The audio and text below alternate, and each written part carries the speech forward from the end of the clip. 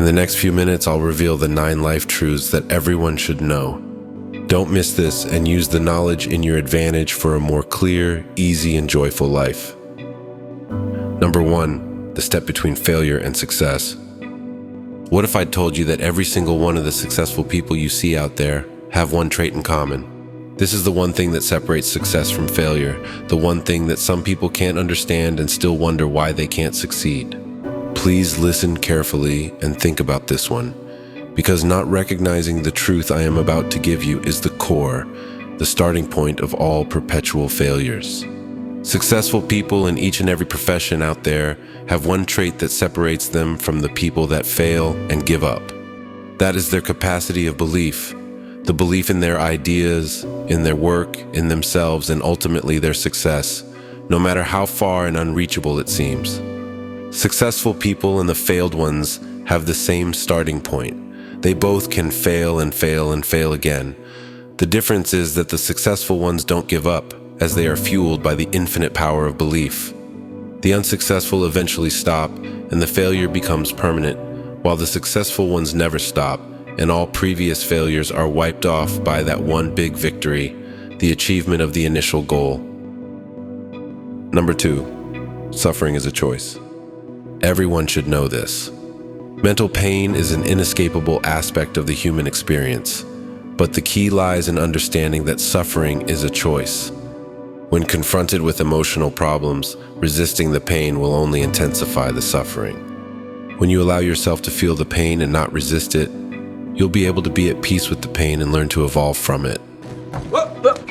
Okay, I'll say that again. When you allow yourself to feel the pain and not resist it, you'll be able to be at peace with the pain and learn to evolve from it.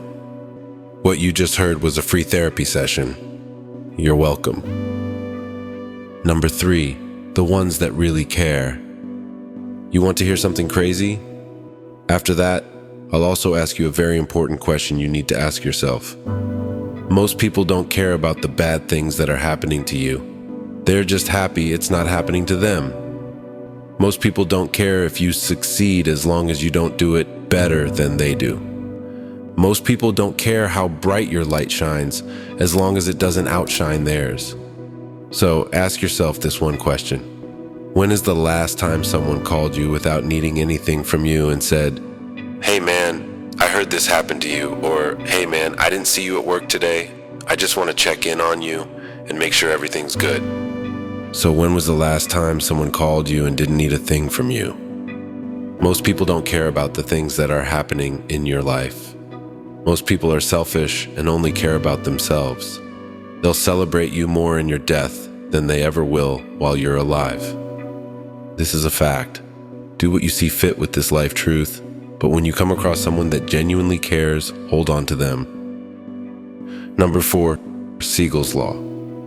This will completely explain why most people are feeling so lost now, why they're not sure of anything or what they should do.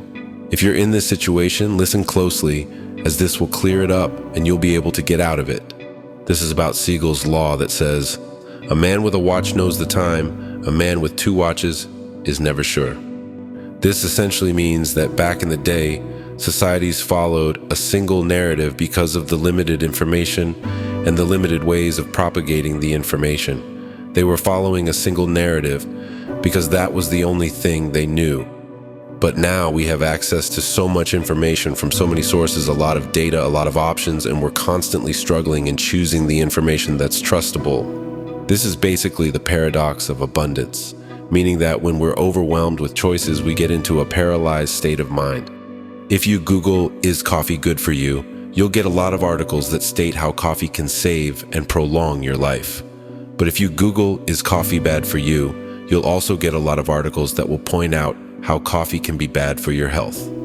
Also, you're constantly seeing all the different people, lifestyles, and jobs on social media, and you're always comparing yourself to them.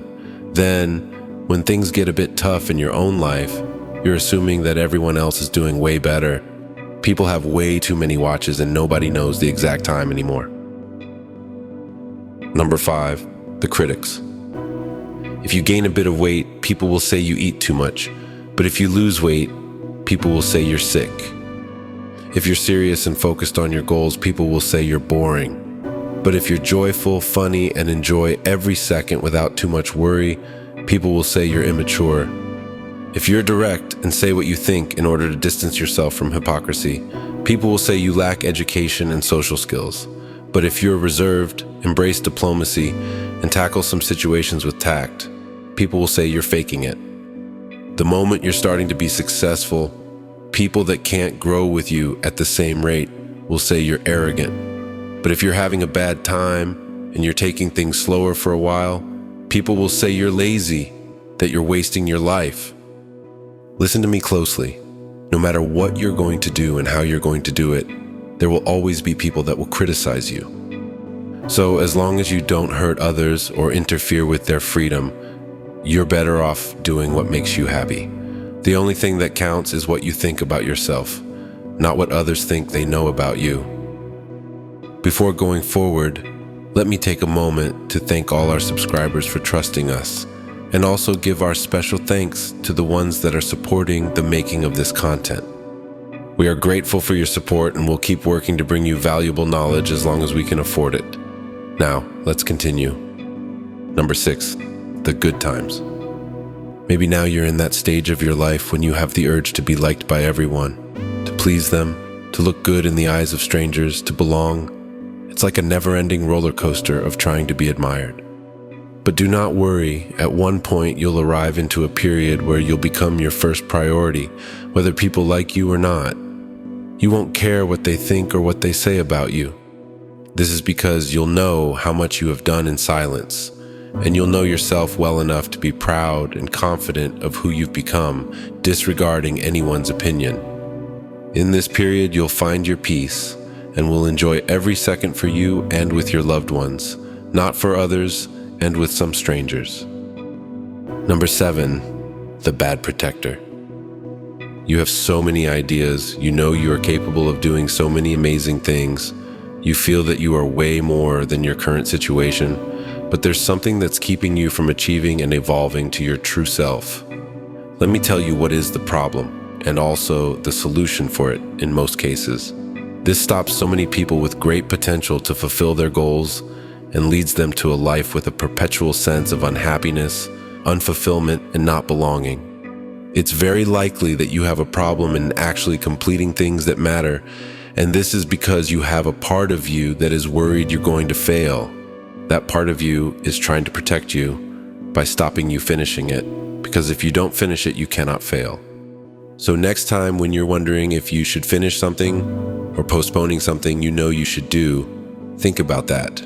Tell yourself that yes, I am going to complete that, and ignore your comfort zone protection. This is because when you complete things, you move the energy in your life and you can get over to the next thing you want to do, while each of your completed goal, big or small, will compound.